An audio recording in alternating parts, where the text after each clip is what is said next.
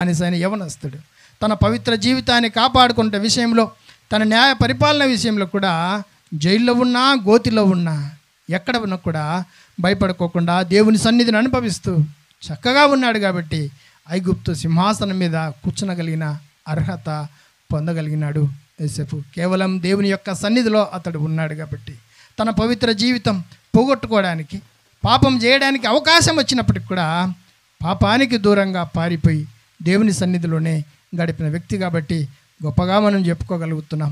అలాంటి స్థాయి పొందగలిగింటున్నాడు. ఒకవేళ బబులోను సంస్థానానికి కనుక వెళ్తే 4 యవనస్తులు మనకు కనపడతారు. షడ్రక్, మెషక్, అబేద్నగో, దానియేలు.